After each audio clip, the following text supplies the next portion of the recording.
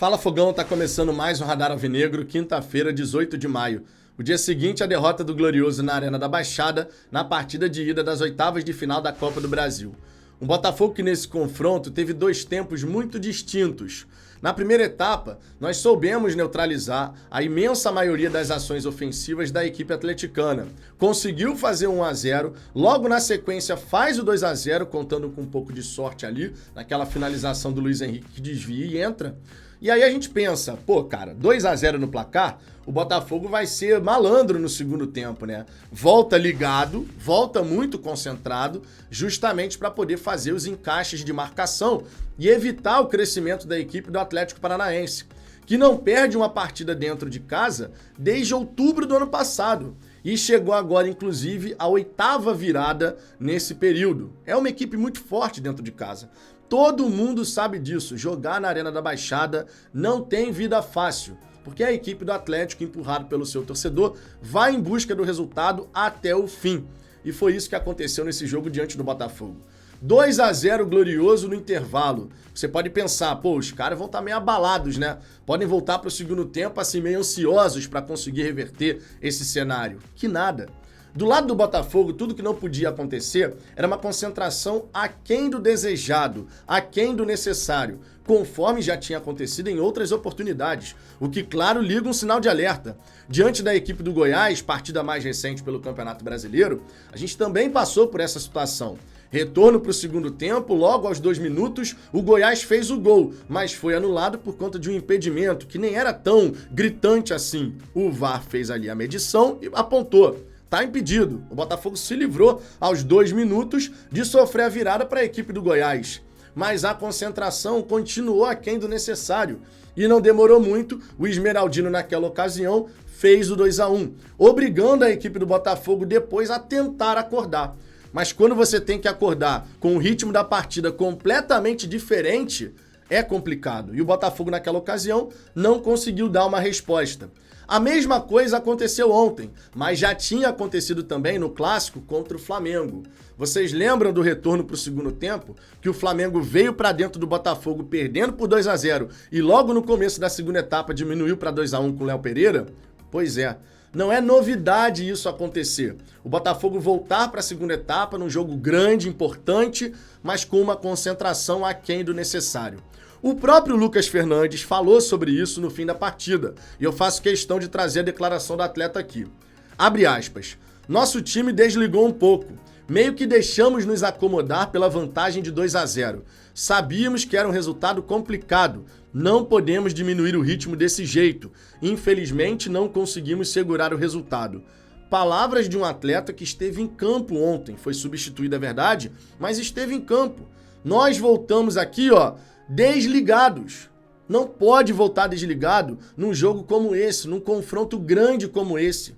Detalhes no futebol fazem a diferença. Às vezes, 1/100º de segundo pode fazer você reagir a uma situação dentro da partida que vai ser o suficiente para o seu adversário que saiu na frente fazer o gol. O Botafogo era conhecedor que a bola parada do Atlético Paranaense, seja em cobrança de falta lateral, seja em escanteio, era uma jogada perigosa. O Botafogo certamente sabia, a comissão técnica, equipe de análise, jogadores, que o Atlético ia atacar o primeiro pau. E no vídeo análise que eu publiquei aqui no canal, eu mostrei pra galera, olha, o Atlético vai atacar o primeiro pau, ele vai em direção à bola, ele faz esse cruzamento na primeira trave e ataca a bola. Vocês acham que os jogadores não sabiam disso? Vocês acham que a equipe de análise do Botafogo não apontou isso para a comissão técnica, que por sua vez mostrou para os jogadores? É claro que todo mundo estava ciente disso. No primeiro tempo, a maneira como o Glorioso se comportou, neutralizando as principais ações ofensivas, mostra que o time estava consciente da maneira como o Atlético ia buscar agredir. Mas se você volta para o segundo tempo, num jogo fora de casa, na Arena da Baixada, com uma concentração aquém do necessário, é claro que você pode se complicar. Porque do outro lado, tem um adversário que tem muito valor também. Não é um adversário fraco, pelo contrário, é uma equipe que tem bons jogadores, que tem um setor ofensivo com atletas de qualidade e que, claro, pode gerar dificuldade para o Botafogo, mesmo perdendo por 2-0. Jogo de Copa. E jogo de Copa, você não pode dar esse vacilo. um centésimo de segundo, um milésimo de segundo que você demore para fazer uma ação, executar uma ação, pode ser o suficiente para você sofrer o gol. E foi assim que o Botafogo foi deixando a equipe do Atlético Paranaense diminuir o placar. Fez o 2-1 logo aos 10 minutos e 6, 7 minutos depois fez o 2-2. Um 2-2, inclusive, que saiu muito por conta da substituição realizada. E eu não digo aqui a entrada do Vitor Sá, por exemplo. O Vitor Sá poderia ter entrado no lugar do Luiz Henrique, conforme o Castro colocou. Mas quando o Castro decidiu fazer 2 alterações de uma vez só, no meio de campo, no momento em que o Atlético Paranaense estava crescendo, tinha acabado de fazer o 2-1, diminuir para 2-1, nós tivemos, na verdade, no nosso meio de campo, 3 alterações. Entrou o Eduardo no lugar do Gabriel Pires, estava sentindo a panturrilha, fez até bolsa de gelo, beleza. Entrou o Marlon Freitas no lugar do Lucas Fernandes. Mas aí a gente tem que considerar, pô, Vitor, foram só 2 alterações então? Não. A gente tem que considerar que o Marlon Freitas e o Tietê inverteram. E nessa inversão, o Tietê fazia o primeiro homem, quando o Lucas estava em campo, ele veio para segundo homem. Nessa inversão, é natural que o atleta que acabou de entrar, ele tenha que passar por um ajuste dentro da partida. E foi nesse momento de ajuste dentro da partida do Marlon com o Tietê que o Vitor Bueno teve todo o tempo e espaço do mundo para poder meter aquele balaço lá de longe e fazer um belíssimo gol. Porque sim, foi um golaço. 2-2 e a atmosfera do estádio, que já tinha se modificado por completo no 2-1, aí ficou totalmente contra a equipe do Botafogo e favorável, claro, à equipe da casa. O 3-2, sinceramente, era uma questão de tempo, porque o Botafogo, verdade seja dita, não conseguiu retornar à partida na segunda etapa. Nós vimos o Atlético crescer, e isso tudo por conta de um retorno para o segundo tempo com uma concentração aquém do necessário. E é por isso que o sinal de alerta tem que estar ligado. O Botafogo não pode deixar isso se repetir. Aconteceu contra o Flamengo, mas a gente saiu vitorioso, que bom. Mas aconteceu contra o Flamengo, aconteceu contra o Goiás, a gente saiu derrotado depois de abrir o placar por 1-0, num jogo que estava sob nosso controle. E aconteceu mais uma vez, só que agora num jogo eliminatório, numa fase eliminatória, melhor dizendo. O Botafogo abre 2-0 e a classificação estava logo ali, ó, era esticar a mão e agarrar essa classificação. Se o Botafogo leva o 2-0 para o Rio de Janeiro, se traz o 2-0 para o Rio de Janeiro, no Newton Santos, a classificação era nossa. Não que a classificação ainda não possa ser, ela pode, mas a gente vai ter que subir uma ladeirinha, porque a gente já começa o confronto perdendo por 3-2. Via de regra, conforme já falei aqui no canal, Botafogo e Atlético Paranaense têm trocado pontos no Campeonato Brasileiro, né? Nós ganhamos no Rio de Janeiro, eles ganham lá. Aconteceu isso agora na Copa do Brasil. E o retrospecto em competições mata-mata é favorável ao Glorioso. Nas 2 vezes que nós cruzamos com o Atlético Paranaense em mata-mata, deu Botafogo. Nessa terceira vez, a gente espera que isso se repita, porque dentro de casa, com o apoio da torcida, temos tudo para reverter esse cenário. Absolutamente tudo, sinceramente. Mas precisamos prestar atenção nessa falta de concentração quando a gente volta para o segundo tempo. Não dá para ficar deixando isso acontecer. Os jogadores têm que se cobrar em relação a isso e a comissão técnica também tem que pontuar. E certamente vai pontuar. O próprio Castro falou que o segundo tempo do Botafogo foi sofrível. Vou trazer aqui a declaração dele, olha só. Abre aspas. Houve uma diferença entre o primeiro tempo e o segundo. Tivemos um segundo tempo muito aquém do que deveria ter sido feito. O segundo tempo foi sofrível. Sobre as bolas paradas, estávamos preparados. É o que eu falei. Você acha mesmo que o time do Botafogo não sabia que essa era uma arma da equipe do Atlético? É claro que sabia.